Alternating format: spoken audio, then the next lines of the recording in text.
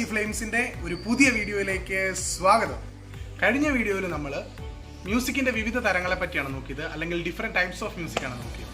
ഭൂമിയിലെ ഏത് കാര്യങ്ങൾ നോക്കിയാലും അതിന്റെ എല്ലാം പിന്നിൽ ഒരു സൃഷ്ടാവ് ഉണ്ടായിരിക്കും, അല്ലേ? ഏത് കണ്ടുപിടുത്തത്തിന് പിന്നിലും ഒരു സൃഷ്ടാവുണ്ട്. നമ്മൾ കഴിഞ്ഞ ദിവസം നോക്കിയ ഓരോ ഡിഫറെന്റ് ടൈപ്പ് മ്യൂസിക്കുകൾ ഉണ്ടായിരുന്നു. ഇത് കണ്ടുപിടിക്കപ്പെട്ട ഒരു വഴിയുണ്ട്, അല്ലെങ്കിൽ ഇത് കണ്ടുപിടിക്കാനിടയായ സാഹചര്യമുണ്ട്, ഇത് കണ്ടുപിടിച്ചൊരു വ്യക്തിയുണ്ട്. സോ നമ്മൾ ഇന്ന് നോക്കാൻ പോകുന്നത്, നമ്മൾ കഴിഞ്ഞ ദിവസം നോക്കിയതിൽ കുറച്ച് മ്യൂസിക്കുകളുടെ ഫാദേഴ്സ് ഓഫ് മ്യൂസിക്, അല്ലെങ്കിൽ ആ മ്യൂസിക് കണ്ടുപിടിച്ച കുറച്ച് വ്യക്തികളെ പറ്റിയാണ് നമ്മൾ ഇന്നത്തെ വീഡിയോയിലായിട്ട് നോക്കാൻ പോകുന്നത്. ഫസ്റ്റ് നമ്മൾ നോക്കിയത് ഏതായിരുന്നു? Jazz music. ജാസ് മ്യൂസിക്കിന്റെ പിതാവ് അല്ലെങ്കിൽ ഫൗണ്ടർ ഓഫ് ജാസ് മ്യൂസിക് എന്ന് പറയുന്നത് ബഡ്ഡി ബോൾഡൻ എന്ന് പറയുന്ന വ്യക്തിയാണ്. ബഡ്ഡി ബോൾഡൻ, ഇദ്ദേഹത്തിന്റെ പിക്ചർ നിങ്ങൾക്ക് സ്ക്രീനിൽ കാണുവാനായിട്ട് സാധിക്കുന്നതാണ്. ഇദ്ദേഹത്തിന്റെ മുഴുവൻ പേര്, അല്ലെങ്കിൽ ഇദ്ദേഹത്തിന്റെ ഒറിജിനൽ നെയിം എന്ന് പറയുന്നത് ചാൾസ് ജോസഫ് ബഡ്ഡി ബോൾഡൻ എന്നാണ്. ഇദ്ദേഹം 1877 സെപ്റ്റംബർ 6 തീയതി ജനിച്ചു.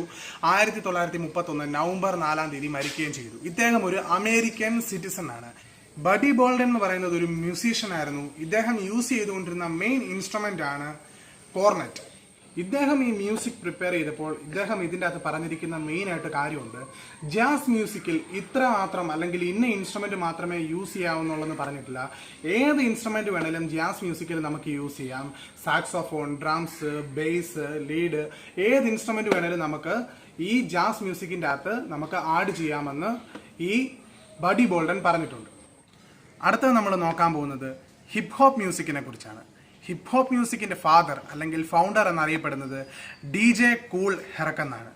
ഇദ്ദേഹത്തിന്റെ ഈ നെയിം എന്ന് പറയുന്നത്, പുള്ളി സ്റ്റേജിൽ പെർഫോം ചെയ്യുമ്പോൾ പുള്ളിനെ എല്ലാവരും അഭിസംബോധന ചെയ്തുകൊണ്ടിരുന്ന പേരാണ് DJ കൂൾ ഹെർക്ക്. ഇദ്ദേഹത്തിന്റെ ഒറിജിനൽ നെയിം ക്ലൈവ് ക്യാമ്പൽ നിക്ക് എന്നാണ്. ഇദ്ദേഹം 1955 ഏപ്രിൽ 16 തീയതി ജനിച്ചു. ഏറ്റവും വലിയ കാര്യം എന്ന് പറഞ്ഞാൽ ഇപ്പോഴും ഇദ്ദേഹം ജീവിച്ചിരിപ്പുണ്ട് എന്നുള്ളതാണ്.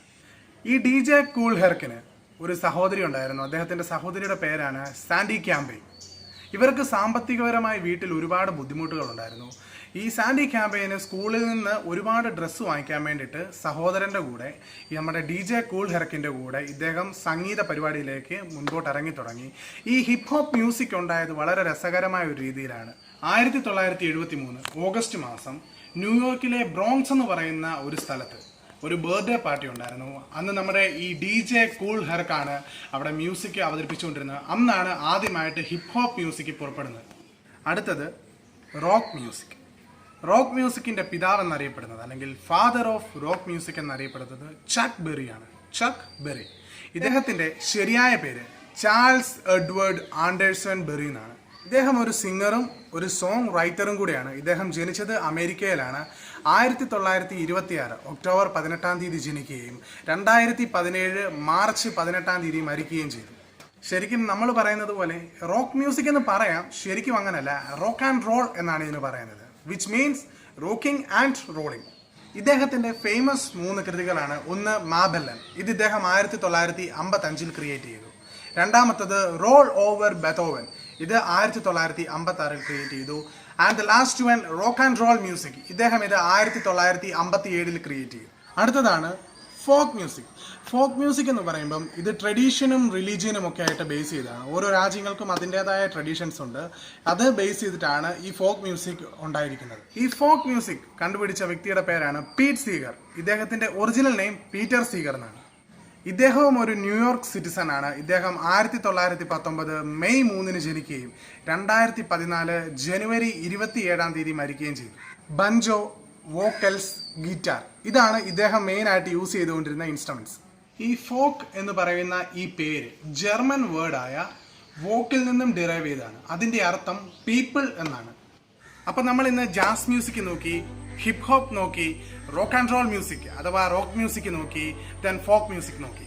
സോ ഇന്നത്തെ വീഡിയോ നിങ്ങൾക്ക് ഇഷ്ടമായെന്ന് ഞാൻ വിചാരിക്കുന്നു. വീഡിയോ ഇഷ്ടപ്പെട്ടെങ്കിൽ ഇപ്പോൾ തന്നെ ലൈക്ക് ചെയ്യുക, നിങ്ങളുടെ വിലയേറിയ അഭിപ്രായങ്ങൾ കമന്റ് ചെയ്യുക, വീഡിയോ ഷെയർ ചെയ്യുക.